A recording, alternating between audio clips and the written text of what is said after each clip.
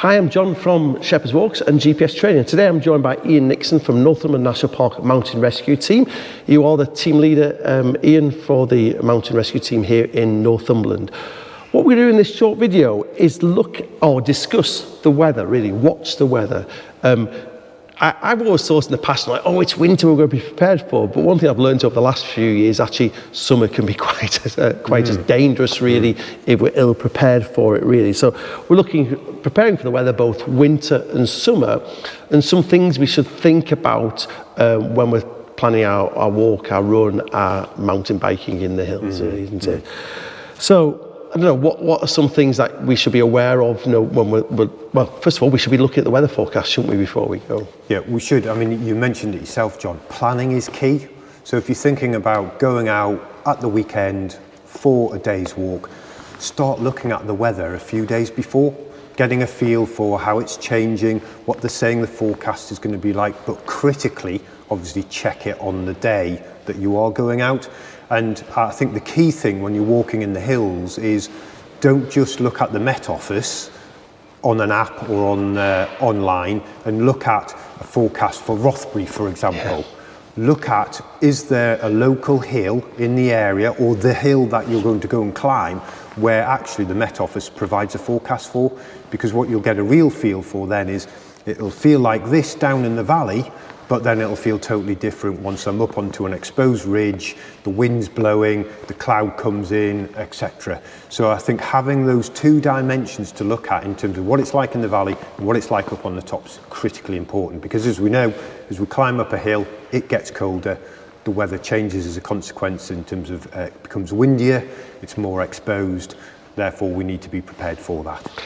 And I think the other thing as well, I know when we do our course, I discuss, it's that flexibility. So actually, look at the weather forecast and think of various options. So actually, you may want to go up to the Cheevy at the highest point in Northumberland, but actually, if it's freezing conditions and icy, actually, you may be better doing a lower level walk or various options there. So again, that flexibility, isn't it? Really, exactly. I mean, you might have an aim in mind and you think, I really want to do this at the weekend.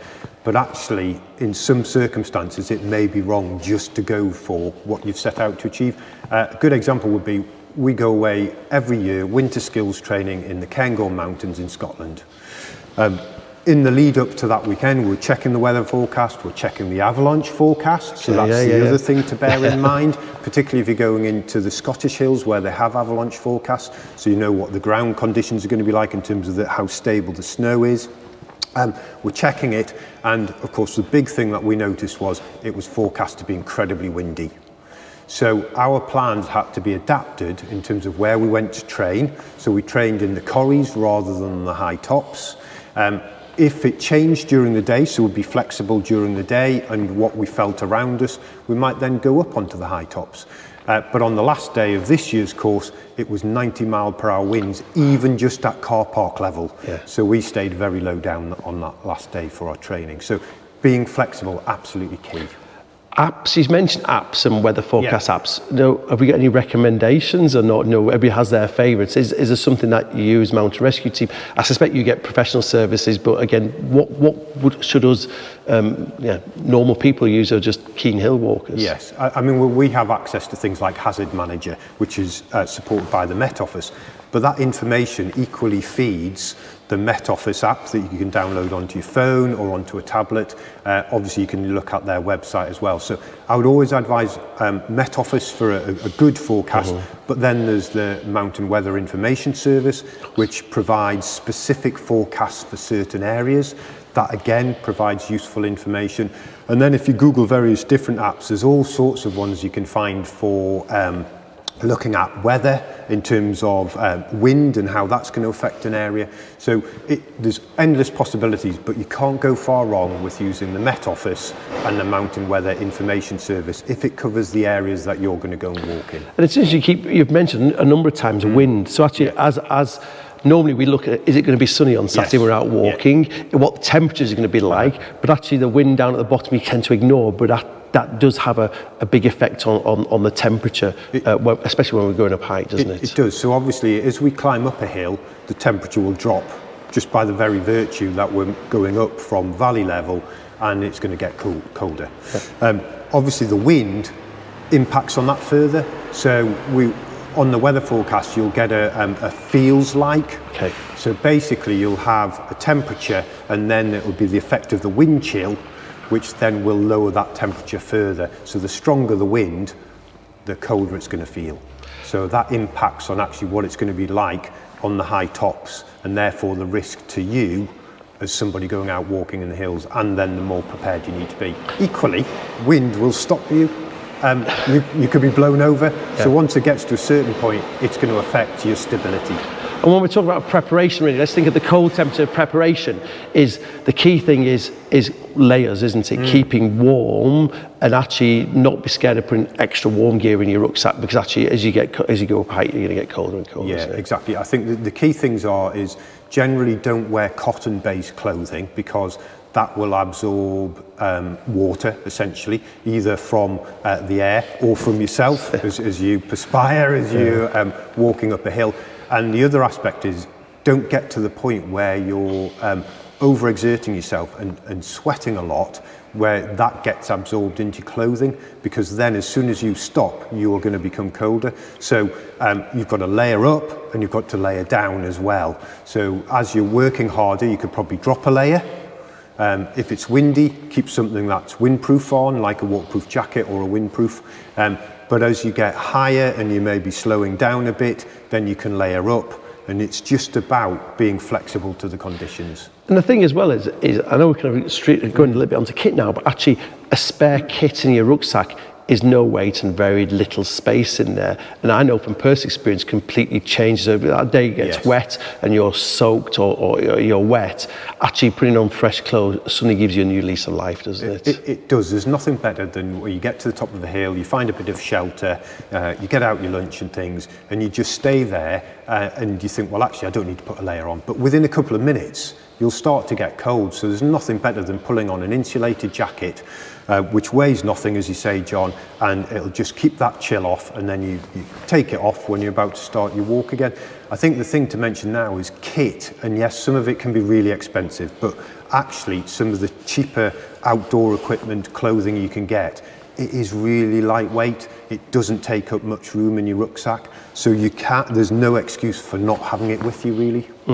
So just before we started the camera, we just talked about the weekend I just went on, and I said it was very, very wet. Actually, the saving grace for me this weekend was actually stopping and swapping my socks after 15 miles, because I was soaked to the skin, and I went, all right, I'm now going to go to slightly higher ground, fresh socks on, and you went, I'm a new person. I just carrying something like that in your rucksack, which takes up no space. And actually, I was looking forward to it. I think, I'm going to stop at this point. I'm going to sit down, change my socks, and feel that bit. So actually, having that spare hat when your hat gets wet, having the spare base layer or spare top layer, makes all the difference often, doesn't it? Exactly. I mean, if you're going out for a long day on the hills, you probably want to take more stuff with you, like spare socks. So and knowing your route as well is key. I'm going to have a river crossing. Okay. I might need to think about, do I need some spare clothing just in case the worst comes to the worst? Or if in like Northumberland or along the Pennine Way, wet, boggy, you're going to get sodden quite quickly. Having those change of clothes really important. Move on to summer then. So today we've just been talking about cold weather, but actually summer can be as much of a hazard. So many run events I've seen on these hot days, actually that's where problems often happen.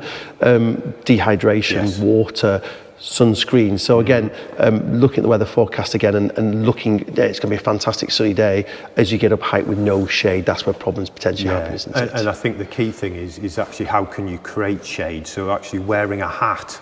Lots of people don't like wearing hats. I've forced myself to wear a hat now because actually it does make a difference. Obviously it protects your skin, which is a real positive, but actually it does help you in terms of dehydration as well, just keeping the worst of the sun off your face and things like that. Plenty of water. You'll need to carry more than you would do normally. Looking at your route though is a good thing, because could you pick water up on the way round? You might need to think about, can you ensure that water's safe to drink, but being able to refill might help you and lessen the load in terms of having to carry more than a litre, for example. But quite often in summer, you might be carrying 2 litres instead of, whereas in winter, you might carry a litre of water. So go prepared in that regard. And the other thing I've learned as well with carrying water is, and it sounds really ironic, but have spare water. You've got a bladder or something in your rucksack. Often you don't know how much is left in there, and there's nothing worse than going, oh no, I've run out of water.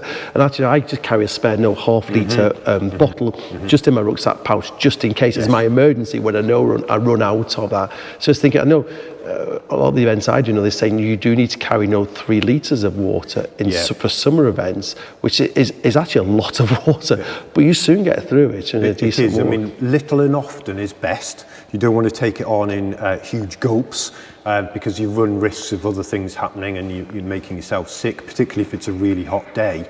But actually, taking it on little and often is a good thing. The other thing to consider as well is water's great. But if it's really, really hot and you're doing strenuous exercise, so you might be doing an ultra distance event, running, for example, using an energy drink with electrolytes in it will help you from becoming dehydrated, and obviously they come with guidance on the pack and things like that. So if you follow that guidance, you can't go far wrong. I know I've started using those. When you that's what I don't know what the term is now. You put them in your water. The granules put in it, a bit of a ginger taste to them, which I've since learned is so you don't feel sick, because ginger's supposed to stop you feeling sick, isn't it? It's amazing how that actually, instead of if you just drank water, you would see your pee being clear and things, but actually this kind of keeps you regulated, doesn't it? And these are nominal costs, like, to buy these. Exactly, and I think when they first started off, they didn't taste that great. No. They've improved considerably, and even now there's plant-based equivalents which provide the same sort of energy. They give you the electrolytes, etc., but it's natural. So there's options there for people. Brilliant. So hot weather, we're thinking sun hats, sunscreen, plenty of water, even looking when you're planning a route where you potentially can pick up water, how we can keep that pure, is a purifier or something along those lines. And and I think if there is an accident, keeping ourselves from the heat as well, so potentially something to cover you if there is an accident, because actually if you're under baking sun for a period waiting for something like mountain rescue to come, we need to prepare ourselves for that as well. Exactly. And obviously alter A, your route, and B, the type of exercise that you're going to do according to how hot it is. I mean, there are days where I wouldn't go out for a fell run because it is just too hot. Yes. Whereas obviously you could moderate that and say, well, okay, rather than doing that, I'll go for a walk instead. So I think it's about, again, being flexible to the situation. Brilliant. Mountain Rescue kind of teamed up with Adventure Smart UK, isn't it? Which is a website that gives people the advice kind of thing we've been talking about now. AdventureSmart.uk, that is the website address. And basically it tries to give 3 simple bits of advice. So firstly, you've got to think about what it is that you're going out to do that day. Have you got the knowledge and skills to be able to do that? So to go and do your route, do your activity and get back safely. Because what we want at the end of the day is people to go out and enjoy themselves and do it safely. So knowledge and skills first and foremost. Secondly, have I got the right gear? And obviously that's going to change depending on time of year, the weather forecast, etc. And thirdly, obviously, as I've just mentioned, it's the weather. Do I know what the weather's going to be like? And have I planned accordingly? So if you keep those 3 things in mind, and that's about being adventure smart, you can't go far wrong. Fantastic. Brilliant. Mountain Rescue. So you're team leader of Northumberland National Park Mountain Rescue. How can people support their local mountain rescue teams? Well, all mountain rescue teams are charities. We have to raise funds to cover our costs. And on average, it costs about £40,000 to £45,000 a year to run a mountain rescue team. So we're heavily reliant on donations from members of public. So you can obviously donate where there's collecting tins, you can donate online, so go to our website. Equally, if you're in another part of the country, Lake District or Peak District, same thing applies. And then nationally, Mountain Rescue England and Wales also have a website where you can donate to our national body. And I know, like myself and my colleague, if you are doing events and things, think about Mountain Rescue as a charity that you'd like to raise money for. If you're doing Great North Run or Great South Run or London Marathon or something along those lines, hunt out your local mountain rescue team. I can tell you from my experiences, the guys that you have a volunteer who will help me set up the right pages and help you through that process if you're not technology minded, and it's an easy way to raise money for your local mountain rescue team, isn't it? It is, and it's a great motivator as well, because on one side you've got the challenge of whatever event you're doing, but on the other side, obviously, If you're successful in doing that challenge, you've got the reward as well, that you've raised some funds for a charity that provides an emergency service. Fantastic. Thank you very much for joining me and Thanks, discussing the various weather and what we should be, how we should be preparing for that. And again, if anybody wants any other information, please don't hesitate to get in touch. Leave a comment in the comment box below or drop us an email.